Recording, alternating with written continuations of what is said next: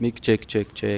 За энэ видеого гадаа хийж үзэж байна. Тэгэхээр би яг одоо сургуулийнхаа кампус дээр байна л да. Тэг манай сургуулийн кампус бас нэлээ чийлэрч чаар хайтаахан газруудтай. Тэгээд бас гадаа нэгдүгээр видео хийж үзье гэж бодоо. Тэгээд бас шал дэмий зүгээр миний царайг харж суучаар бас намайг сонсонгой ардуур манай сургуулийн оюутнууд бас юу игээд алхаа явж гин. Цаг агаар ямар байна гэдгийг бас давхар хараасаа гэж бодоод гадаа хийж байгаа. За нөгөөтэйгүр яг энэ видео маань бол яг хуу зүгээр бас pilot test дугаар.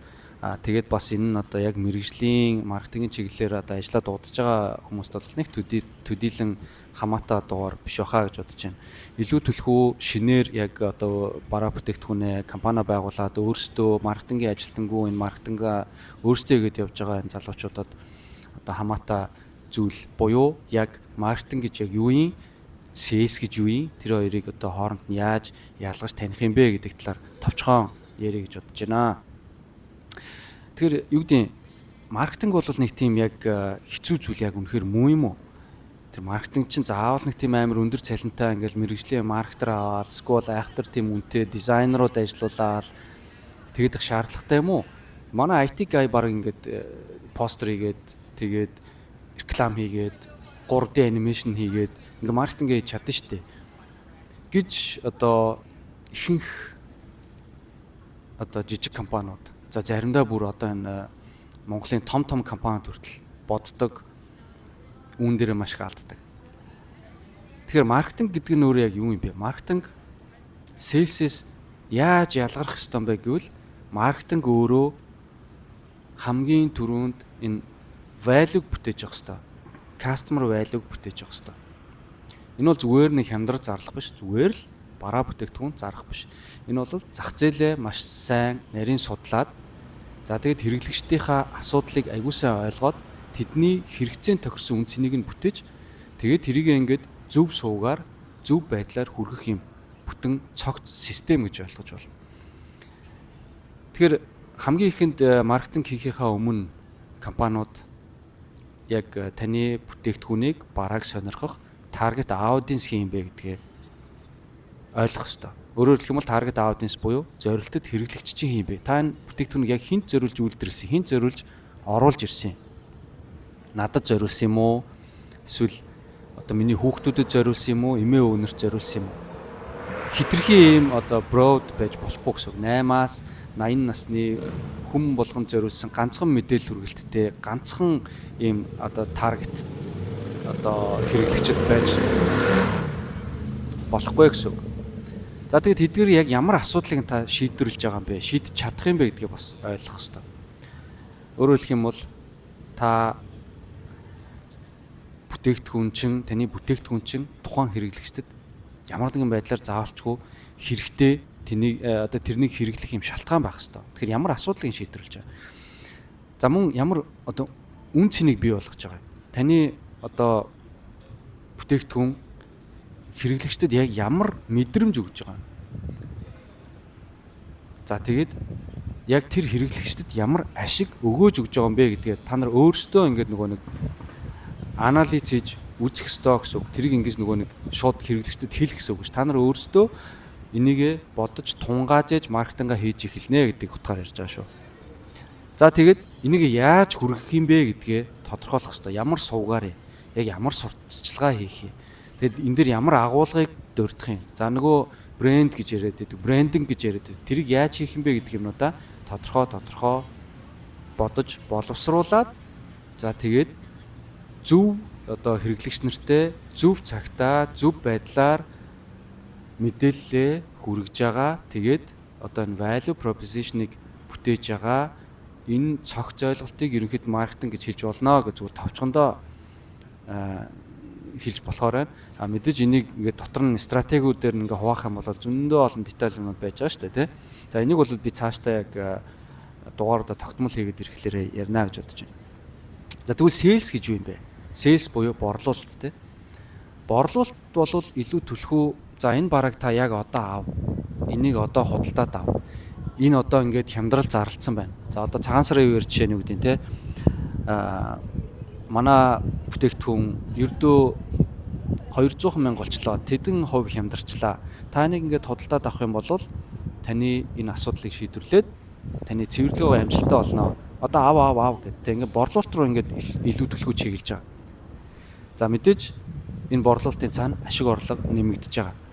Тэгвэл та урьдчилсан маркетингийн кампайн хийгээгүйгээр аль эсвэл ерөөсөө та брэндээ огт хоногшуулаагүй байж шууд sales хийгээд эхлэх юм бол энэ хэрэглэгч нарт хүрэхгүй гэсэн үг.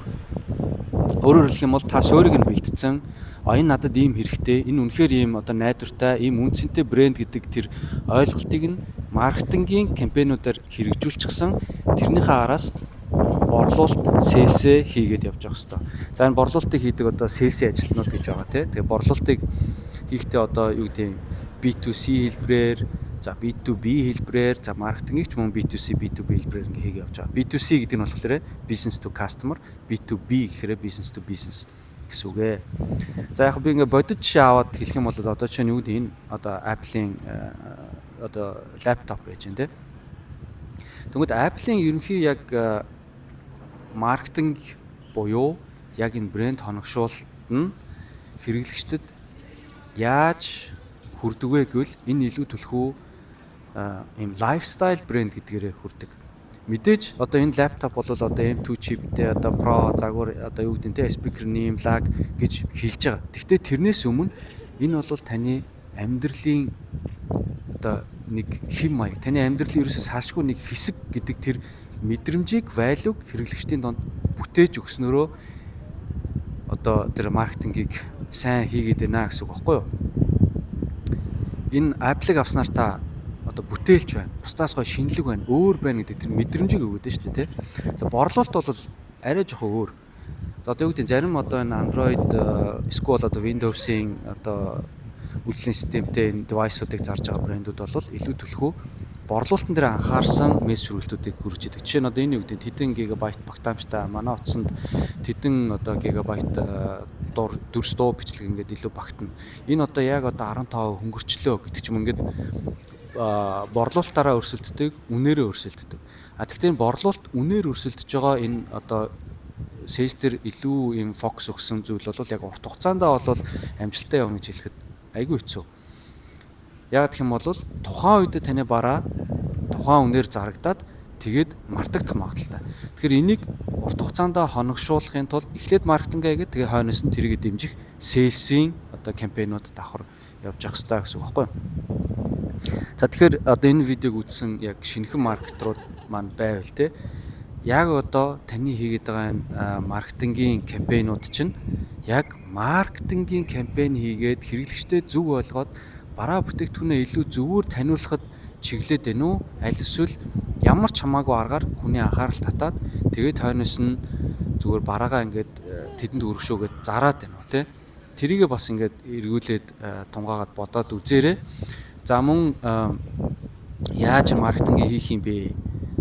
Одоо тэгээ би тэгвэл тэгээ sales дээр яг яаж анхаарах юм бэ гэдгээ бас мэдхийг хүсчээвэл би цаашдаа тэр талаар яг detail яриад ингээд видеонуудыг тогтмол оруулнаа. Тэгээд бас хамт байгаад намайг дагаад гэхүү те subscribe хийгээд ингээд байж ах юм бол хизээ нэг өдөр нэг дугаар дээр би яг таны хүсэж байгаа ойлгохгүй байгаа тэр мэдээллийг чинь хүргэж чадах байхаа гэж бодож байна. Тэгэхээр дахиад асуугаараа.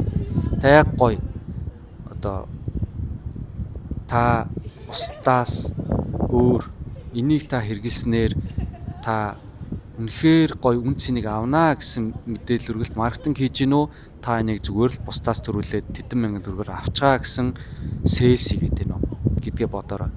Одоо ингээд сошиал үзэнгүүд амар харамсалтай юмнууд зөндөө явж идэг. Тэгээд ингээл одоо юу гэдэг нь ялангуяа зарим нэгэн киноны маркетингууд ингээл харангууд гудамжинд ингээл нэгийгээ зодоол амар зодтолтож модтолтоол. Тэгээд яг ингээд үзэнгүүт тэр контентыг нь үзэнгүүт болохоор ингээд айгүй тийм сөрөг мэдрэмж өгöd байгаа байхгүй юу?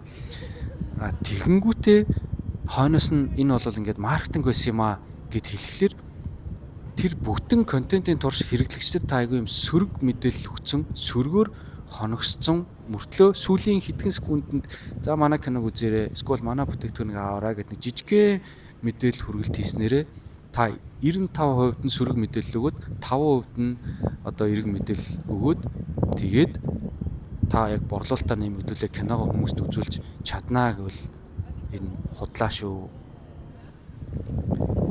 гэж хэлмээр байна. За тэг өөр одоо зүгээр бараа бүтээгдэхүүнүүдээр ч ялгаагүй адилхан тий.